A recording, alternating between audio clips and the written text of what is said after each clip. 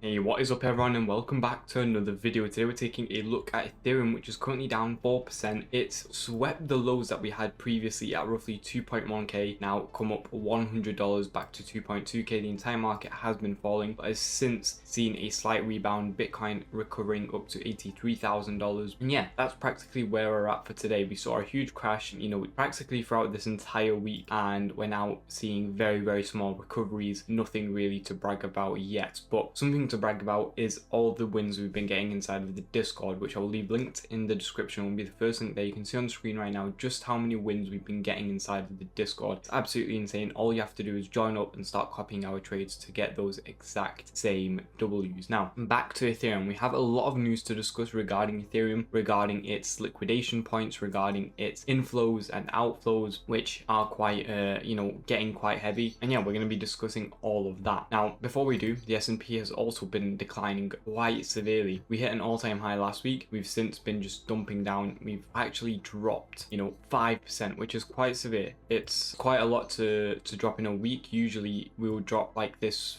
maybe throughout 2-3 weeks, after we hit an all-time high. Yes, usually on the S&P we hit an all-time high and then we drop, but for this to happen in such a short amount of time, it's quite crazy. It's sort of similar to what we saw in 2024 from July down to August. But again, the market recovers every single time. It's not like this is anything new, and it's not like where we're going to continue crashing forever. So the market recovers, and it's all about those people who are going to be investing and buying the dip. So yeah, that's where we're at right now. Now, if you remember in the previous Ethereum video, we talked about accumulations right here, actually at the 2.1k area, at the 2.3k area, even at 2.6k. We've been buying the dip a lot in Ethereum, and the main thing I always say in the video is to have capital preservation and to use your capital efficient. And what that would look like is, say you have $1,000 and we're currently dipped from 4k down to 2.6k. You could enter with 250, maybe $250 right here. Second entry point here, this is a decent support, 2.3k.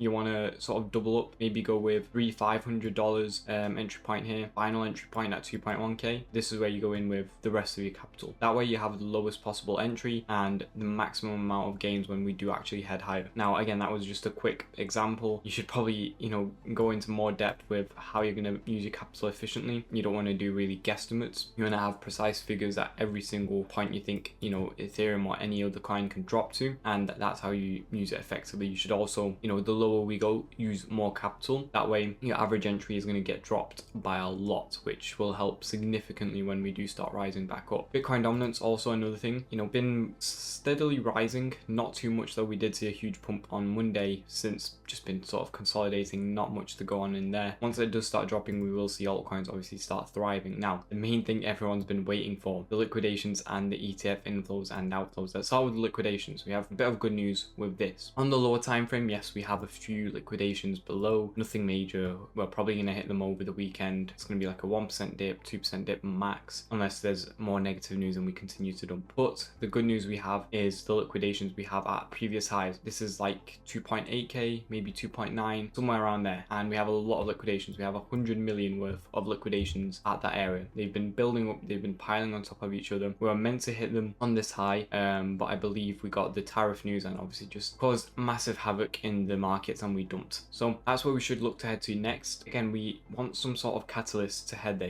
That's going to be what, a 50% move up. It's quite significant, maybe 30-50% move up. So we're going to need something to drive us up there. It's not just going to be pure buying momentum. There needs to be some sort of catalyst to drive us. It doesn't have to be major, but something definitely has to happen in order for that to happen. Maybe Bitcoin sees a nice reversal and we start climbing back above 90,000. That would be quite good. The crypto reserve, if that comes, then that would be an even bigger catalyst, and we'd blow past this figure very easily. So that's what we have for the liquidations. Now the even more interesting bit, which sort of is contrary to the liquidations, and that's the ETF inflows. We have quite a few outflows occurring right now on the ETF. Two $25 million days of outflows consecutively. First day ETH, roughly 20 million. Day yesterday we had Fidelity ETF 25 million outflow. Again today ETH $25 million of outflow. outflow, these are quite heavy days.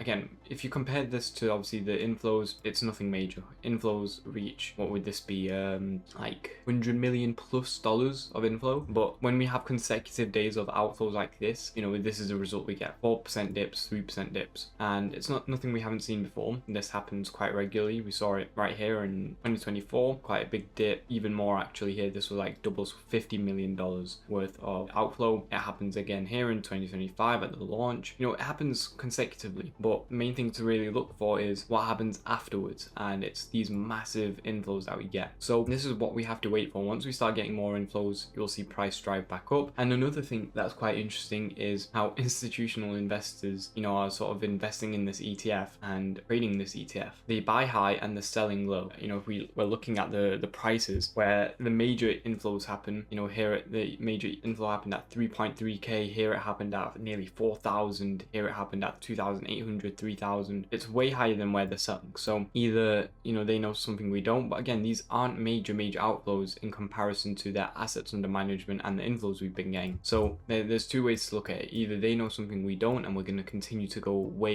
lower, or they're just simply preserving a bit of capital. Maybe they're going to buy back and so on and so forth. The main thing also is this happens on the stock market, and the way it's preserved on the stock market is that whenever we see momentum stocks and companies sell off a bit, it could just be one that triggers it all. And for example, we see one crypto fall, the rest fall, and it's sort of that domino effect that happens. So yeah, when we see ETH fall, one investor will sell and then the rest will sell also, because they don't want to be left behind and be left holding the bag. But again, it's not the best way to look at it, because now the lower we go, the more chance it is that we're going to reverse as well, and they don't see it that way. So each sort of low that we get here, I think, is a great accumulation. Under 2k as well, that'd be insane. And if we just hold until the previous highs that we had, it's a 2x. So very easy in my opinion.